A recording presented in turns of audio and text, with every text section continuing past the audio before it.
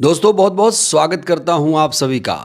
आज supreme court ने high court के उस फैसले पर रोक लगा दी है जिसमें कुलदीप सिंह सेंगर को जमानत दी गई थी। सुप्रीम कोर्ट के फैसले से आज एक बात साफ हो गई कि रेप और उसके परिजनों की हत्या का दोषी बीजेपी का पूर्व विधायक कुलदीप सिंह सेंगर जेल से अब बाहर नहीं आ पाएगा। फौरी तौर पर इसे पीड़िता और उसके परिवार, उसके साथ खड़ी हर आवाज की जीत माना जा रहा है। मगर यह लड़ाई अभी खत्म नहीं हुई है। जहां एक तरफ सुप्रीम कोर्ट के फैसले को पीड़िता की जीत बताया जा रहा है, तो वहीं सुप्रीम कोर्ट के फैसले के बाद पीड़िता की मां ने जो कुछ कहा वो बेहद चौंका देने वाला है। इस बीच इस पूरे मामले में पीड़िता के वकील महमूद प्राचा जी की भी एंट्री हो चुकी है। जहां टीवी मीडिया, अखबारों में इस फैसले की चर्चा है, तो वहीं पर इस केस को अलग एंगल देते हुए नजर आ रहे हैं पीड़िता के वकील महमूद प्राचा। महमूद प्राचा से जब पूछा गया कि ये कितनी बड़ी जीत है, तो इसको लेकर महमूद प्राचा ने जो कुछ कहा, उसने कोर्ट के फैसले पर भी कई तरीके के सवाल खड़े कर दिए। पीड़िता के वकील महमूद प्राचा ने न सिर्फ कोर्ट के फैसले पर टिप्पणी की, बल्कि उन्होंने सीबीआई को भी कटघरे में खड़ा कर दिया है। तो सबसे पहले आइए सुनते हैं सुप्रीम कोर्ट के फैसले को किस तरीके से देख रहे हैं सुप्रीम कोर्ट के बड़े वकील महमूद प्राचा। उन्होंने इस फैसले का बारीकी से अध्ययन किया और उसके बाद उन्होंने मीडिया से खुलकर इस फैसले को लेकर बातचीत की है। सुनिए महमूद प्राचा ने क्या कहा। कि क्या अब हम अगले 5 मिनट जिंदा रहेंगे या नहीं रहेंगे। अब कम से कम मैं इन्हें यह बता सकता हूं कि आपके पास अभी बहुत छोटी सी रिलीफ मिली है। बिल्कुल हमें इसको विक्ट्री नहीं कहना चाहिए, मैं इसको विक्ट्री नहीं कह रहा हूं, ये विक्ट्री नहीं है। ये एक छोटा सा सांस लेने का मौका विक्टिम और उसको परिवार को मिला है। इसके अलावा इस फैसले को मैं कुछ भी नहीं देख सकता, क्योंकि जो सीबीआई ने जो स्टैंड लिया है, जो हमें डर था वही किया उन्होंने। बहुत लिमिटेड पॉइंट पे स्टैंड लिया है उन्होंने, और जो हमारे सबसे मजबूत ग्राउंड थे उनको रेज ही नहीं किया, जो जजमेंट में भी मौजूद हैं। और अगर सीबीआई के पास तो हमारी रिटर्न सबमिशन भी मौजूद थी ना, जो हमने हाईकोर्ट में फाइल की थी, ना उन्होंने हमसे कंसल्ट किया ताकि हम उनकी पिटीशन बेहतर बनाने की कोशिश करते, ना उन्होंने हमें पार्टी बनाया, और कोशिश ये की कि हमें लास्ट मोमेंट तक उनकी जो एसएलपी फाइल है वो भी ना मिला। तब आज भी, लेकिन मैंने आपको पहले भी कहा है, इस बच्ची और इसके परिवार के खिलाफ इतने ज्यादा अत्याचार हुए हैं, इतने ज्यादा सबूत मौजूद हैं कि अगर इतनी सी भी बात की जाएगी ना, तो कोई भी जज, कोई भी अदालत इस बच्ची के ही पक्ष में फैसला देगी।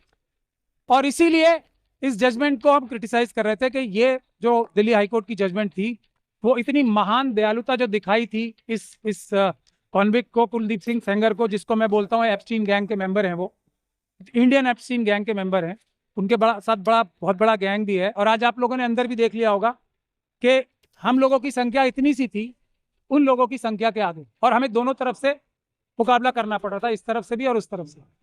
तो टेक्निकल ग्राउंड पे आज कोर्ट ने फिर भी हमें मेन मेरिट्स पे सुनने का मौका, सुनवाई करने का मौका नहीं दिया, क्योंकि हमने ये कहा था कि जो सीबीआई ने बोला है वो टिप ऑफ द आइसबर्ग है।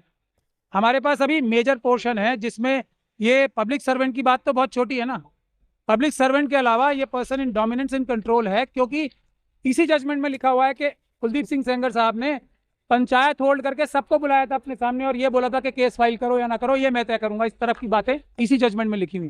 तो हमें ये भी बोलने का मौका नहीं मिला, हमें ये भी बोलने का मौका नहीं मिला कि जो दूसरा मेजर इशू है जिस वजह से ये सस्पेंशन दी गई थी, तो वो इसलिए दी गई थी कि सिर्फ 7 साल की मिनिमम सजा है। अब जब मिनिमम सजा इतनी है तो इसको छोड़ देना चाहिए। ये एक ग्राउंड था जो हम चैलेंज करेंगे भी, अभी क्रिटिसाइज भी करेंगे। तो मैक्सिमम पनिशमेंट देखी जाती है ना, ये कोर्ट, कोई भी हाई कोर्ट ये फैसला तभी दे सकती है जबकि वो डिटेल में फैसला दे कि इसमें मिनिमम पनिशमेंट से ज्यादा दी नहीं जा सकती। हम ये भी नहीं बता पाए, मैं भी आपको 3-4 पॉइंट ही बता रहा हूं। हम ये भी बताना चाहते थे कोर्ट को कि जो थ्रेट परसेप्शन की बात की है वो बिल्कुल परवर्स है।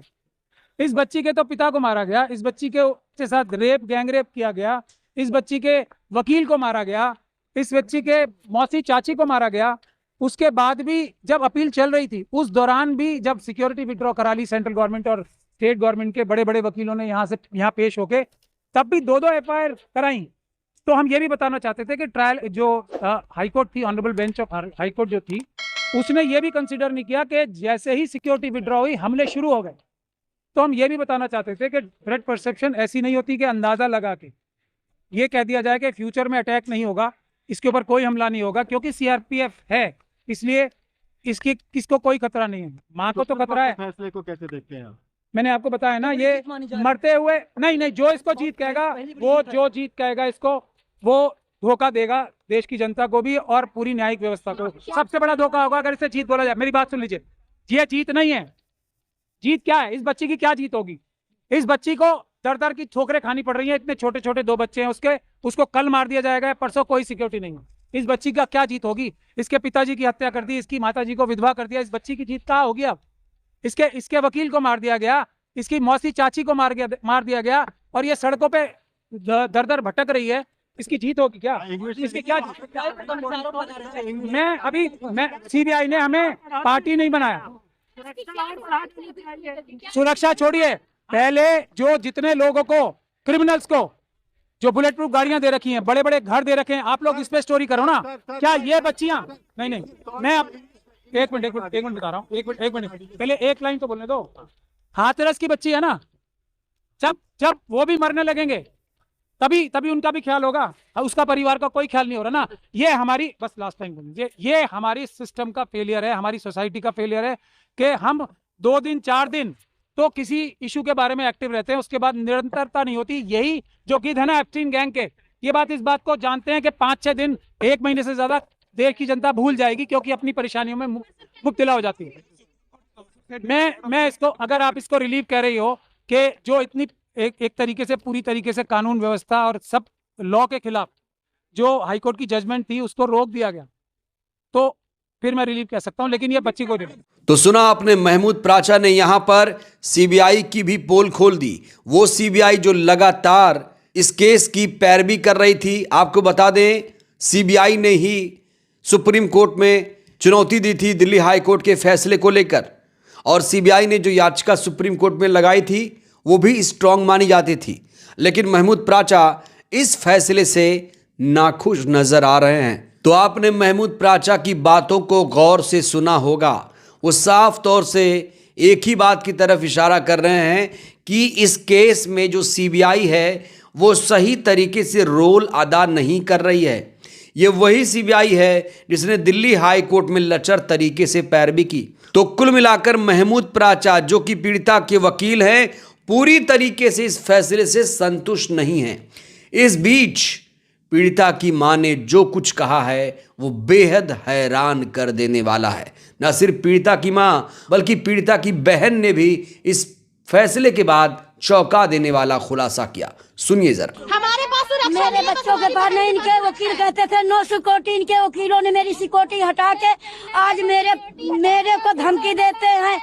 मेरे घर में गुंडे आते, दिल्ली में गुंडे मारने के लिए गए थे 4 बार। वीडियो है कि हमारे घर पे गुंडे भेजे गए हैं, सारी वीडियो है, ले लो आप लोग। मेरे बच्चे होते हुए भी गुंडे आए, जब उन सर लोगों ने ऊपर से आवाज दी कौन हो, तो वो गाड़ी लेके भाग गए। जब सिक्योरिटी के होते हुए गुंडे आ सकते, तो आप सोचिए अब हमारी फैमिली को कितना खतरा है। हम अपने घर से बाहर निकलते हैं तो बहुत सोच पर हमारे बच्चों को सिक्योरिटी दे। दिल्ली सरकार, यूपी सरकार मेरे बच्चों को देखभाल के लिए सिक्योरिटी चाहिए। मेरे देवर का लड़का, मेरा देवर अंदर है, देवर मेरा बच्चा पढ़ने जाते 2-2, मेरे देवर का बेटा है, मेरा बेटा है, मेरे बच्चे हैं। इनको एकदम सेफ रखा जाए, इनको सिक्योरिटी दी जाए मेरे बच्चों को। हाँ, हमारे पापा तो है नहीं, हमारे पापा को उन लोगों ने मार दिया, और जिन लोगों ने हमारे पापा को मारा वो जेल के बाहर है, गांव में घूम रहे हैं, हमको लोगों को धमकी देते हैं। नौकरी मेरे बच्चों को, पीड़िता को दिया जाए। मेरा बच्चा पढ़ लिख रहा है, उसको भी सोचा जाए, उसको बच्चे को, मेरे बच्चे के बारे में। पहले तो हमें हमारे भाई को सिक्योरिटी, हमारे चाचा के लड़के और हमारे भाई को सिक्योरिटी दी जाए, क्योंकि वो बहुत जरूरी है। ये बहुत पावरफुल है, ये कुछ भी कर सकते हैं। तो जहां एक तरफ सुप्रीम कोर्ट ने दिल्ली हाई कोर्ट के उस आदेश पर रोक लगाई, सेंगर को झटका दिया, तो वहीं पर अब पीड़ित परिवार के लिए सुरक्षा एक बहुत बड़ा मुद्दा बन गया है। दोस्तों, आपको बता दें, पीड़िता को लगातार जान से मारने की धमकियां दी जा रही हैं और जो पीड़िता है वो लगातार संघर्ष कर रही है। उसे अब घर खाली करने का अल्टीमेटम भी मिल चुका है। पीड़िता ने मुख्यमंत्री से लेकर प्रधानमंत्री तक गुहार लगाई है, न्याय की गुहार लगाई है, लेकिन अभी तक डबल इंजन सरकार की तरफ से पीड़िता को कोई भी आश्वासन नहीं मिला है। बहरहाल सुप्रीम कोर्ट के इस फैसले को आप लोग कैसे देख रहे हैं? महमूद प्राचा जी के बयान से आप लोग कितने संतुष्ट हैं? आप लोग भी राय दीजिएगा। आज सुप्रीम कोर्ट की सीजेआई ने जो कुछ फैसला सुनाया, उस फैसले को लेकर आप लोग क्या सोचते हैं? राय दीजिएगा। धन्यवाद।